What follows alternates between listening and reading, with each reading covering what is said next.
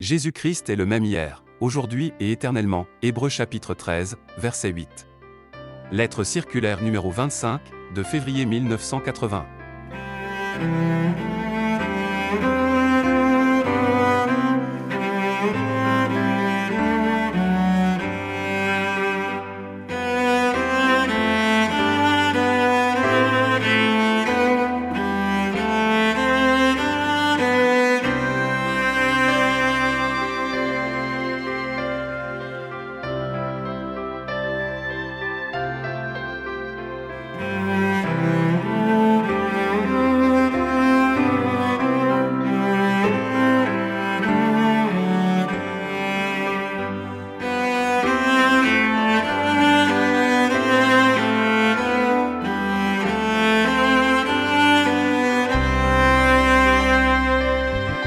C'est de tout cœur et dans le nom précieux de notre Seigneur Jésus-Christ que je vous salue par cette parole d'Apocalypse chapitre 5, verset 12.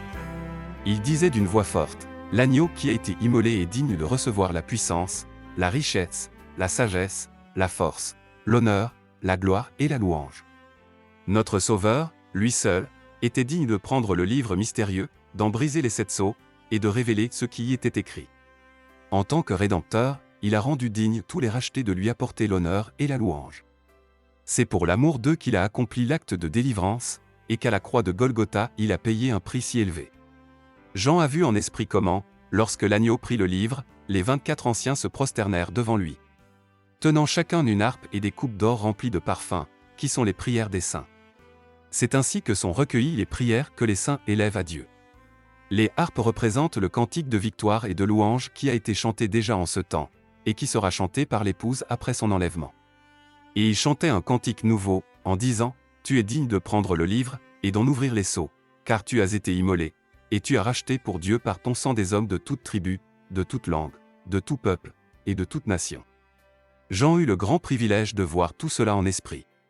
Il nous a été donné en partage un plus grand privilège encore, car dans peu de temps nous vivrons cela. Celui qui, d'une manière détaillée, s'est occupé du message de la fin, c'est que les sceaux ont été ouverts en mars 1963, après que la chose ait été annoncée à l'avance. Tous ceux que Dieu a destinés à la première résurrection prennent part à ce que le Seigneur leur a révélé dans ces sceaux, parce qu'ils écoutent attentivement les paroles de Dieu, et qu'ils les croient. Les élus serrent dans leur cœur ce que l'Esprit fait connaître aux églises. Ils sont le groupe des prémices qui tiennent ferme dans la vérité révélée de la parole. Tu as fait d'eux un royaume et des sacrificateurs pour notre Dieu, et ils régneront sur la terre. Dans ce verset, la vocation des véritables croyants est clairement exprimée. Au temps de l'achèvement des voies de Dieu pour le salut, toute la création qui maintenant encore attend la délivrance mêlera sa voix au cantique de louange et s'écriera avec force. Toi seul, ô Seigneur, es digne, tu es digne de recevoir la louange et l'honneur, la gloire et l'adoration. Tu es digne, ô Seigneur. Toujours à nouveau, frère Branham faisait mention des différents stades de son ministère. Il est certain que la dernière phase du ministère qu'il a reçu de Dieu a commencé par l'ouverture des sceaux. Peu de temps auparavant, le 1er avril 1962, il mentionnait dans sa prédication la mise en réserve de la nourriture, et il disait, citation, « Ainsi je pensais au rêve que j'ai eu il n'y a pas longtemps. Dans ce rêve, je devais mettre en réserve de la nourriture dans la chapelle. » Fin de citation. Dans son message du 30 décembre 1962, il emploie presque exactement les mêmes mots qu'il avait prononcés pour moi le 3 décembre 1962. Citation. « Maintenant, la nourriture, l'épouse n'est pas encore parfaite, cependant l'époux est parfait. L'épouse n'est pas encore parfaite, la nourriture qui sera donnée n'est pas une nourriture naturelle, c'est de la nourriture spirituelle, que vous avez déjà continuellement reçue. » Fin de citation. Comme nous le savons, le Seigneur lui montra des denrées alimentaires naturelles, et par cela il lui donna une idée claire de ce qu'était la nourriture spirituelle. À la fin du 7e sceau, en vue de son application, il exprima cette pensée dans sa prière, citation. « Je te prie de bien vouloir assister notre bien-aimé prédicateur Neville, Seigneur, remplis-le de force et donne-lui l'intelligence nécessaire pour qu'il puisse donner aux agneaux de Dieu cette nourriture mise en réserve. » Fin de citation. Avec l'ouverture des sceaux commença la mise en réserve pour l'Église épouse de la nourriture substantielle, ainsi que la révélation des mystères de Dieu qui avaient été cachés jusque-là. Il y eut aussi certaines choses que frère Branham n'avait pas vues auparavant, car à lui non plus, tout n'a pas été montré en une fois. Dans sa prédication Les 10 Vierges, du 11 décembre 1960, il déclara par exemple que le cavalier sur le cheval blanc, d'Apocalypse 6, était le Saint-Esprit qui était sorti pour vaincre. Cependant, lorsque le premier sceau fut ouvert, il reconnut ce personnage de l'Antichrist qui, au moyen des 4 cavaliers, est représenté dans les 4 stades de son développement. Le 18 mars 1963, lorsque frère Branham parla sur le premier sceau, il confessa humblement ceci, citation, « J'aurais commis une terrible faute si, aujourd'hui vers 12 heures, le Saint-Esprit n'était pas venu dans la pièce où je me trouvais et qu'il ne m'avait pas corrigé dans une pensée que je voulais écrire pour la porter. » Fin de citation. Si un tel prophète confirmé et homme de Dieu devait se laisser corriger par le Seigneur afin de ne pas revendiquer l'infaillibilité pour lui-même, qu'en est-il alors de nous tous? Tout de suite après cela, il fit aussi cette déclaration, citation, « Cependant, aussi vrai que je me tiens ici ce soir, je vous dis que je l'ai reçu aujourd'hui tout frais du Tout-Puissant. » Fin de citation. Du moment qu'un prophète reçoit par l'Esprit la révélation directe de la parole de Dieu, nous avons affaire à ce que déclare le Seigneur, et tous les véritables enfants de Dieu écouteront attentivement et avec un profond respect. Dans sa prédication du 21 février sur le mariage, il dit « Je ne savais pas cela jusqu'il y a quelques jours. » Il est tout à fait certain qu'il a connu les mêmes passages bibliques que nous lisons, et qu'il avait au moins autant de connaissances sur ces choses que nous en avons. Tout de suite il ajoute, pour expliquer cela, citation, « Ceci n'était pas révélé parce que les sceaux n'étaient pas ouverts. » Fin de citation. Nous devons prendre garde à ne pas camoufler le langage clair de la parole révélée par les adjonctions que nous y faisons. Seul un insensé peut penser avoir reçu sa manière de voir lors d'un entretien privé avec Dieu, mais il ne donne en réalité que sa propre opinion. Même lorsqu'une chose peut être regardée comme absolument biblique selon la lettre, et présentée comme telle, la question qui se pose toujours est celle de savoir si elle est conforme à la parole révélée et à la volonté de Dieu. Cependant, celui qui une fois a reconnu qu'un véritable prophète de Dieu a été suscité parmi nous, celui-là s'humiliera sous la puissante main de Dieu et recevra avec reconnaissance les multiples et vastes enseignements qu'il a apportés. Frère Branham a été conduit toujours plus profondément dans la parole et dans la volonté de Dieu, et il nous en a fait part. Il ressort de l'histoire de l'Église que les grands hommes de Dieu ont toute leur vie recherché davantage de vérité, bien qu'ils aient été déjà partiellement illuminés par la vérité de la parole. Malheureusement, on confond souvent des connaissances avec les vérités bibliques. Le propre savoir-lit nous pousse aux extrêmes, conduit au fanatisme religieux et détruit la communion entre croyants. Par contre, la vérité biblique rend libre, unit et contribue à la croissance spirituelle. Une révélation opérée par l'Esprit est toujours empreinte de vérité et d'amour divin. C'est lui, la vérité, que nous voulons connaître, et nous voulons davantage lui devenir semblables, jusqu'à ce que nous parvenions à la perfection. Cependant, par la connaissance, nous ne pouvons pas y parvenir parce qu'elle est incomplète. La perfection ne peut provenir que de ceux qui ont été amenés à la perfection. Événement remarquable.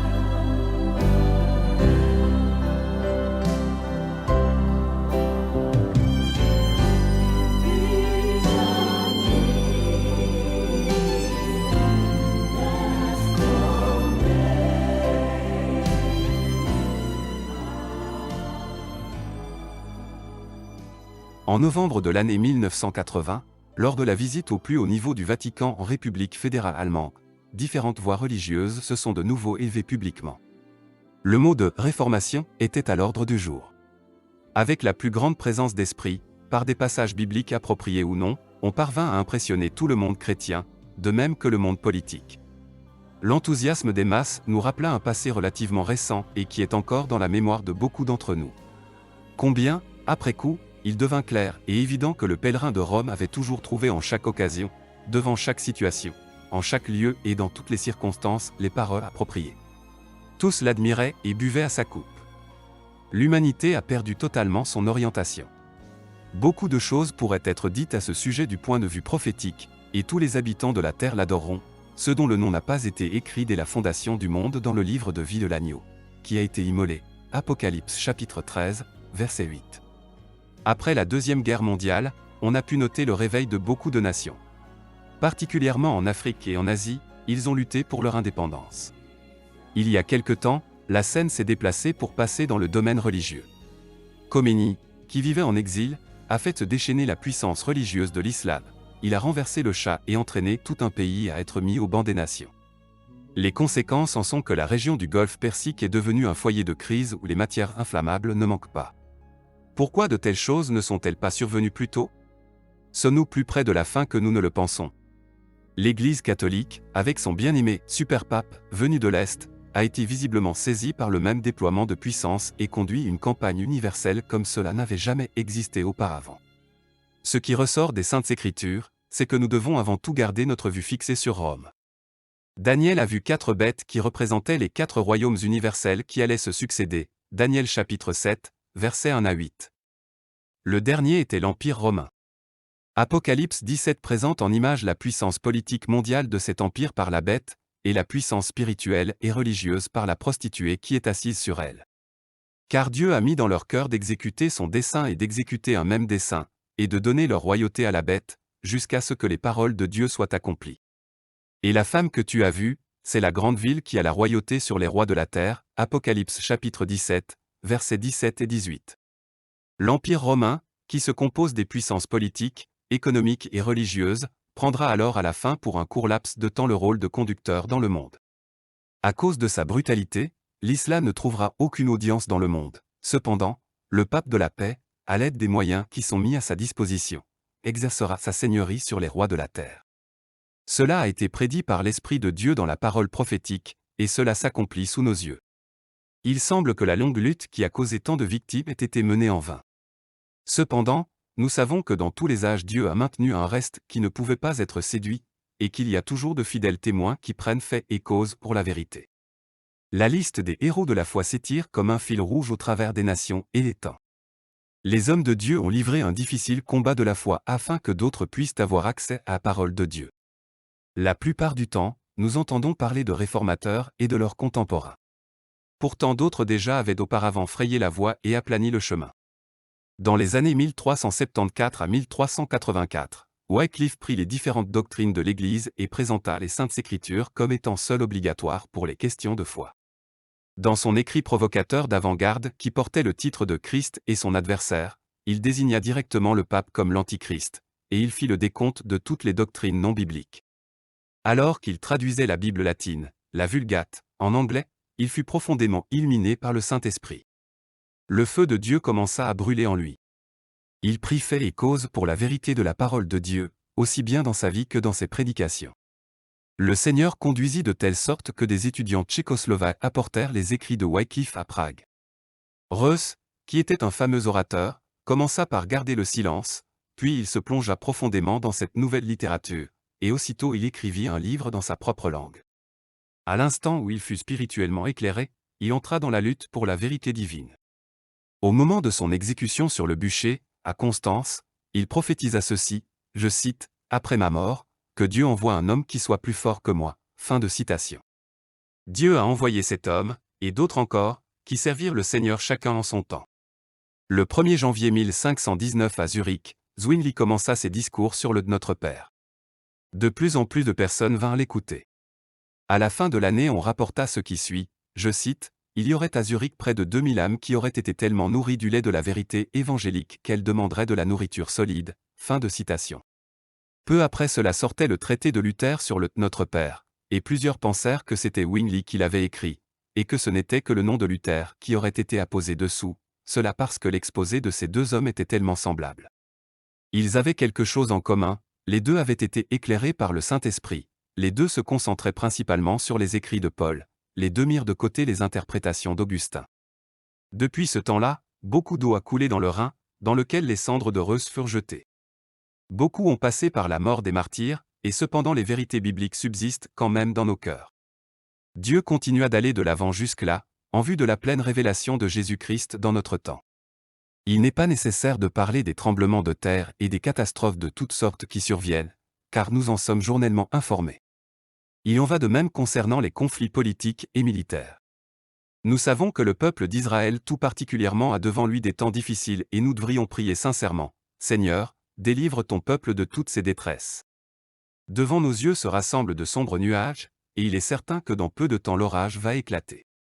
L'annonce de la visite du pape au Conseil mondial des Églises à Genève en 1981 est une nouvelle qui, bien que funeste, arrive au bon moment. C'est là précisément qu'un fidèle témoin de Jésus-Christ, du nom de Michel Servet, fut brûlé sur un bûcher le 27 octobre 1553. Servet était un contemporain de Calvin, et il avait déjà en ce temps-là le clair discernement de la divinité. Dans sa proclamation, de même que fit Schwankfeld, lequel déjà en ce temps-là baptisait au nom du Seigneur Jésus-Christ, il se leva pour dire qu'il ne s'agissait pas d'une église au niveau du peuple, mais bien au contraire d'une communauté de véritables croyants.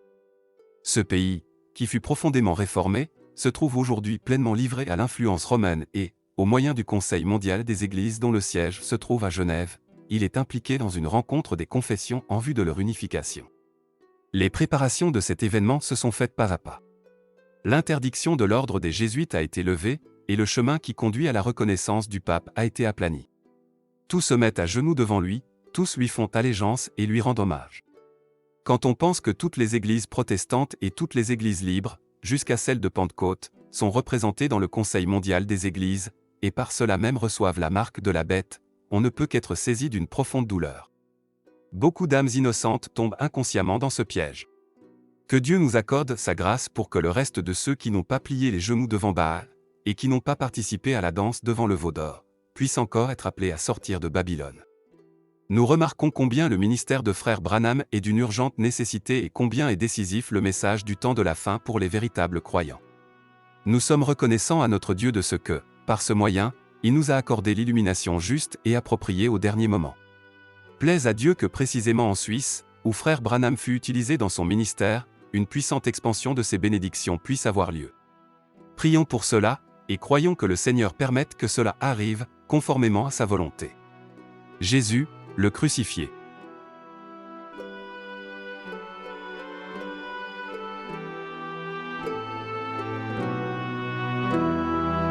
Notre salut ne repose pas sur une confession ou sur une doctrine, mais est assuré uniquement par l'acte de délivrance accompli par Jésus-Christ, le Fils de Dieu.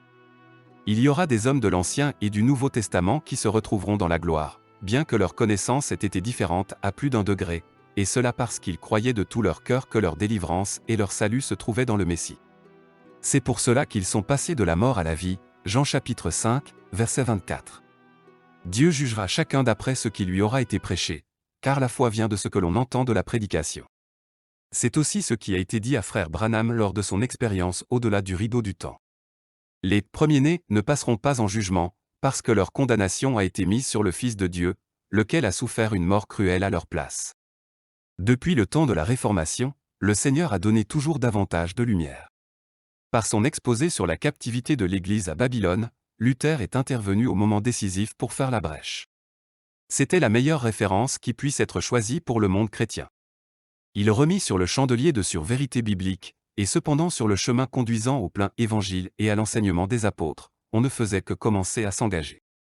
En ce temps-là, il suffisait de croire en Jésus-Christ et de prêter l'oreille au message sur la justification.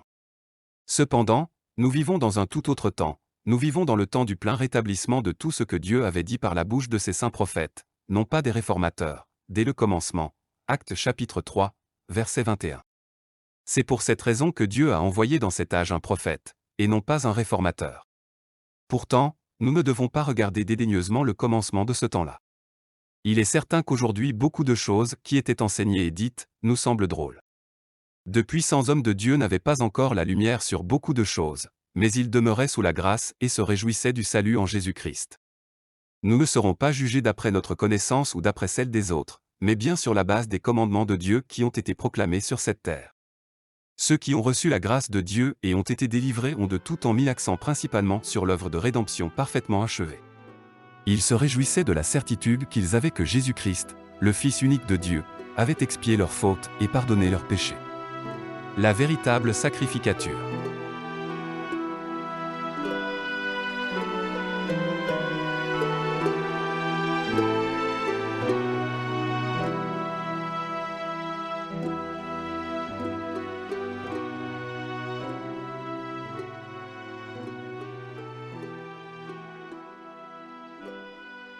Le Seigneur Jésus a dû être rendu semblable à nous en toutes choses, afin d'être un fidèle et miséricordieux souverain sacrificateur. Hébreux chapitre 2, verset 17. Il a fait des siens une sainte sacrificature. Paul parle du divin service de l'évangile de Jésus-Christ, Romains chapitre 15, verset 16, et du ministère de la réconciliation, 2 Corinthiens chapitre 5, verset 18. Frère Branham a dit, le pardon et l'amour vont ensemble. C'est parce que Dieu nous aimait qu'il nous a pardonné. Il s'agit donc de l'amour qui est agissant par la foi, Galates chapitre 5, verset 6. Partout où la justification par la loi est réclamée apparaissent querelles et ergotages. C'est alors que l'on voit la paille dans l'œil de son frère, sans s'apercevoir de la poutre qui est dans le sien, et cela, c'est du pharisaïsme. En rapport direct avec cela, le Seigneur dit dans Matthieu chapitre 7, « Ne donnez pas les choses saintes aux chiens, et ne jetez pas vos perles devant les pourceaux. Les perles sont trop précieuses pour être jetées aux chiens ou aux pourceaux. Cependant même si elles sont jetées dans la pire boue qui soit, elles demeurent précieuses pour le propriétaire. Celui qui les jette devant les pourceaux est en danger d'être plus tard déchiré par ceux-ci. C'est pourquoi Jésus dit, de peur qu'il ne les foule aux pieds, ne se détourne et ne vous déchire. Les perles sont foulées aux pieds et ceux qui les ont jetées sont déchirés. Qui donc est alors réellement servi? Dans Matthieu chapitre 13, le Seigneur Jésus parle en parabole sur le royaume de Dieu, et il dit entre autres, « Le royaume des cieux est encore semblable à un marchand qui cherche de belles perles. Il a trouvé une perle de grand prix, et il est allé vendre tout ce qu'il avait, et l'a achetée. » Individuellement, nous sommes de multiples perles, mais comme épouse, nous sommes une perle de grand prix pour laquelle il laissa la gloire afin de l'acheter sur le champ de ce monde au prix le plus élevé. 1 Pierre chapitre 1, versets 18 et 19. L'intercesseur.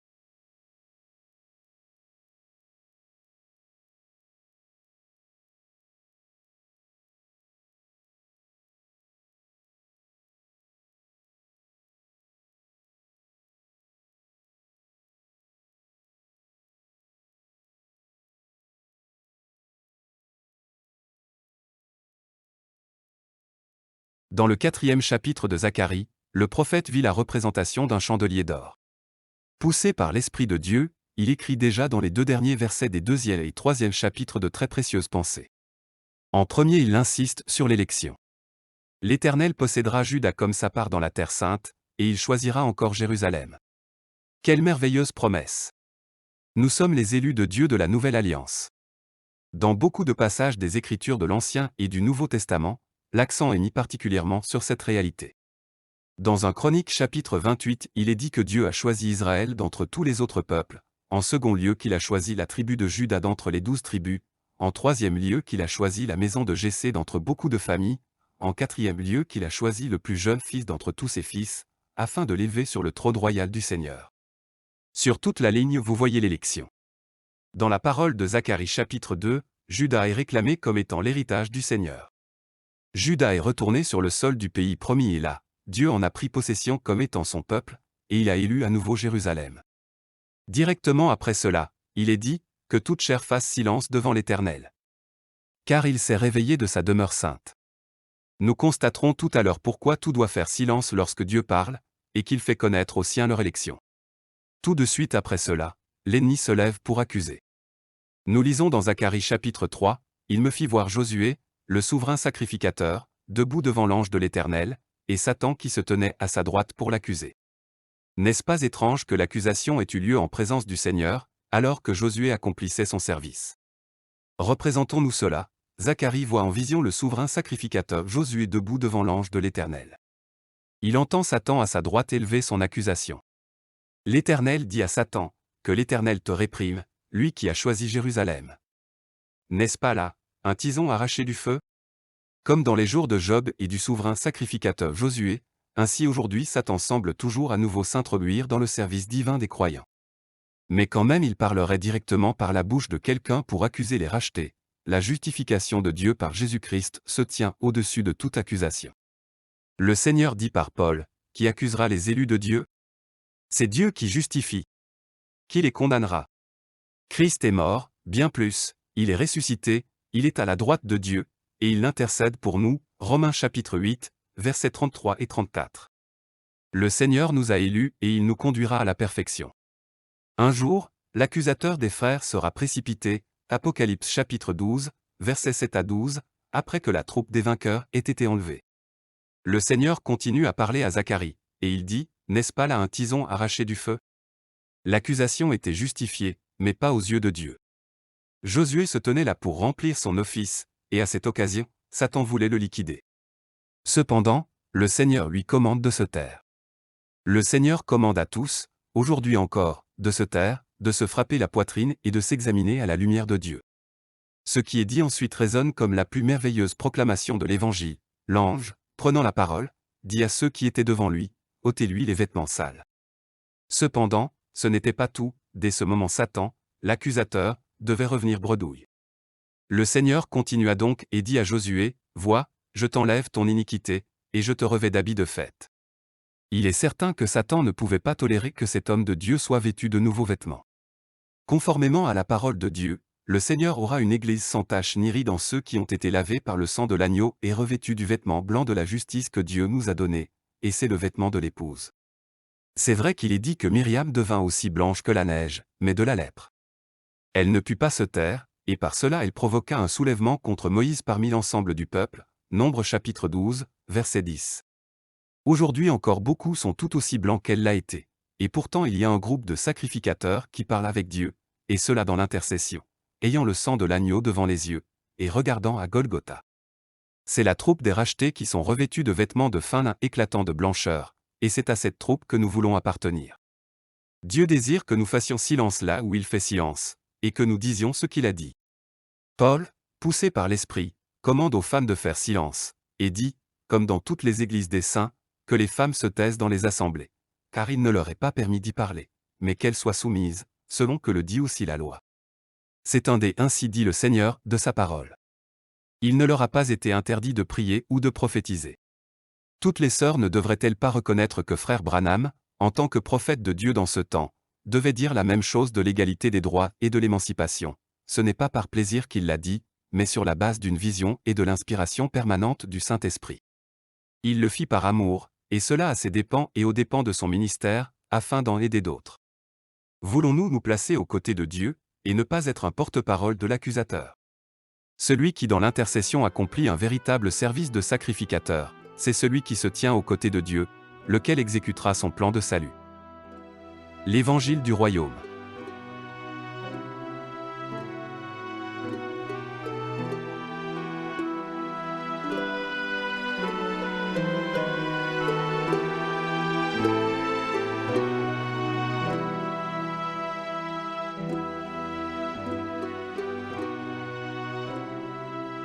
Au cours des mois passés, et plus particulièrement lors de mon dernier voyage en Afrique, j'ai toujours été amené à réfléchir à ce que le Seigneur voulait dire par l'Évangile du Royaume. Autant que je puisse en juger, ce service doit s'accomplir de deux manières. Tout d'abord, il s'agit d'appeler l'Église épouse à sortir de la confusion par le message du temps de la fin, et deuxièmement, il s'agit de prêcher l'Évangile du Royaume en témoignage à toutes les nations.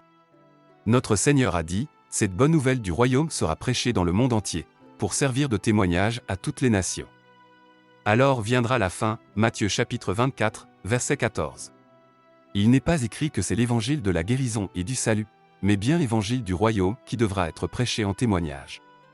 Cela concorde avec Apocalypse chapitre 14, verset 6, « Je vis un autre ange qui volait par le milieu du ciel, ayant un évangile éternel, pour l'annoncer aux habitants de la terre, à toute nation, à toute tribu, à toute langue, et à tout peuple. » C'est dans le ciel qu'est annoncé ce qui se passe sur la terre. Le contexte indique que cela se passe dans les derniers temps. Il ne s'agit pas d'un évangile où tant le salut que la guérison seulement seront prêchés, mais bien de l'évangile du royaume de Dieu dans lequel l'ensemble des desseins de Dieu est annoncé, c'est-à-dire la proclamation et la description de tous les plans de Dieu pour le salut. Actuellement, chaque évangéliste prêche l'évangile en prenant dans son programme n'importe quoi, selon ce qui lui plaît. Pour apporter la partie prophétique de la prédication, il fallait nécessairement un ministère prophétique, et pour prédire ce qui se passerait dans le futur, la vue perçante d'un aigle. D'un même pas.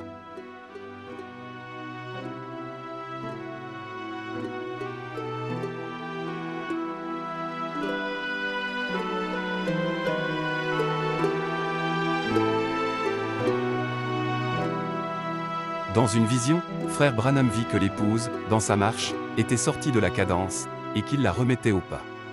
Je suis persuadé qu'autant individuellement que dans chaque groupement l'on va à son propre rythme, mais que maintenant le temps est venu pour l'épouse d'arriver à prendre le rythme du pas du Seigneur. Au commencement de l'année dernière, le Seigneur m'avait mis à cœur de publier les prédications de frère Branham qu'il avait données à Jeffersonville après l'ouverture des sceaux. Dans ces derniers mois, d'autres frères ont exprimé ce même désir. Tous les frères qui ont une responsabilité et ont compris de quoi ils retournent, se concentrent maintenant sur la diffusion des prédications, et autant qu'ils le peuvent dans le plus grand nombre possible de langues afin que l'Église épouse puisse recevoir partout le même enseignement. Les prédications enregistrées à Jeffersonville dans les années 1963 à 1965 seront donc imprimées, afin que nous arrivions, si possible, à publier chacune de celles qui ont été prêchées dans les 3 dernières années du ministère de Frère Branham. C'est de cette manière que l'effet prévu par Dieu en chacun devrait pouvoir être atteint. La parole révélée ne reviendra pas à Dieu sans avoir accompli ce pourquoi elle a été envoyée. Par exemple, nos frères d'Afrique du Sud vont imprimer les prédications en anglais avec une grammaire correcte, comme Frère Branham l'avait toujours désiré. À l'avenir, les pays d'expression anglaise seront servis à partir de ce pays. Après que le Seigneur ait commencé d'agir d'une manière toute particulière dans les pays de l'Est et du centre de l'Afrique, les frères du Kenya se sont déclarés prêts à traduire les mêmes prédications en langue swahili, car c'est la langue la plus couramment parlée dans ces pays. Avec l'aide de Dieu, nous porterons les charges concernant ce travail, alors que pour l'impression des brochures, c'est aux frères d'Afrique du Sud qu'elles incomberont. À cet égard, il doit être dit clairement que c'est à Frère Branham, et à personne d'autre, que la charge a été donnée de préparer la deuxième venue de Jésus-Christ. Lui-même dit ceci, en ce qui concerne ses prédications, citation, dans ses messages se trouve la foi pour l'enlèvement, fin de citation. Ce n'est donc pas dans ce qu'un frère prêche, mais bien dans le message prophétique directement inspiré de Dieu que se trouve tout ce dont nous avons besoin pour notre préparation, jusqu'à notre transmutation et notre enlèvement. C'est pourquoi il n'est pas nécessaire que quiconque interprète selon son opinion la parole prêchée par Frère Branham. Il n'y a qu'un seul messager et qu'un seul message. Qui veut avoir l'original doit entendre les prédications de Frère Branham. Il n'y a qu'une épouse de la parole révélée, mais beaucoup de marcottes des interprétations de la parole révélée. Pour les âmes qui appartiennent à l'épouse, tous les mystères se trouvent dans le message, les sceaux, les tonnerres, et par principe toutes choses. Ces âmes parviennent au repos en Dieu. Il est risible de voir se lever des frères qui pensent que si l'on ne croit pas à leur version, on n'arrivera pas à être enlevé. Ce n'est rien d'autre qu'une sorte de catholicisme bien pensant, dans l'idée que hors de son Église il n'est point de salut. Mais que le Seigneur soit remercié, lui qui conduit les siens dans une marche triomphante vers la perfection. Je remercie sincèrement tous ceux qui collaborent à la diffusion du message divin, que ce soit dans l'intercession, par leurs dons, ou de quelque autre manière. Dieu voit et connaît tout cela, et il vous en récompensera. Comme nous l'entendons de toutes parts, les prédications de Frère Branham sont, juste maintenant, en grande bénédiction à beaucoup de personnes. Nous vous en prions, laissez de côté tout ce qui est difficile à comprendre et ne vous faites pas de soucis à ce sujet. Le Seigneur est fidèle, et au temps voulu, il nous donnera sur toute chose la clarté nécessaire. Si Frère Branham a parlé du 3e pull, ou du 7e sceau, des 7 tonnerres ou de quelque autre chose, nous devons attendre jusqu'à ce que nous ayons lu toutes les prédications pour avoir une vue d'ensemble. En réalité, il éclaire les mêmes choses dans différents contextes. Par la grâce de Dieu, tout deviendra clair et tout s'insérera dans le programme d'ensemble de Dieu. Il est pourtant compréhensible que nous devrions autant que possible lire et entendre toutes les prédications avant de pouvoir former un jugement final. Sur le moment, il est possible que nous parvenions à une conclusion précipitée et partiale sur un thème, parce que nous n'avons pas encore tout entendu à ce sujet. Mais nous sommes persuadés à cet égard que nous suivons la parole prophétique, et nous reconnaissons que le Seigneur conduit merveilleusement ses saints. Nous comptons qu'à l'avenir la parole de Dieu sera confirmée comme elle l'a été au temps des apôtres, et que l'Église aura part aux mêmes bénédictions. Nous voulons nous laisser lier par Dieu dans l'amour, prier les uns pour les autres, et croire que le Seigneur ne décevra aucun de ceux qui mettent leur confiance en lui. Pour l'année 1981, je souhaite à chacun de vous, et de tout cœur, les bénédictions de Dieu, et toutes les bonnes choses qui ne peuvent venir que de Dieu. Pensez à moi dans vos prières. Nos anciens, et tous nos collaborateurs vous font part de leurs salutations, et ils se savent unis à vous tous. Nos frères dans le monde entier remercient sans les connaître tous ceux qui assument la lourde charge des frais nécessaires pour porter ce message. Toujours à nouveau, ils me demandent de vous transmettre leurs salutations. Combien souvent j'entends les paroles que Frère Branham a entendues lors de son expérience, au-delà du rideau du temps, lorsqu'il entendit la grande foule dire unanimement, citation, « Si tu n'étais pas allé, nous ne serions pas ici », fin de citation. Par cela, je ne pense pas me comparer à un tel homme de Dieu, mais une chose est certaine, moi aussi je devais aller porter le message dans le monde entier pour le bien de ceux qui seront dans la gloire. Agissant de la part de Dieu. Frère Franck.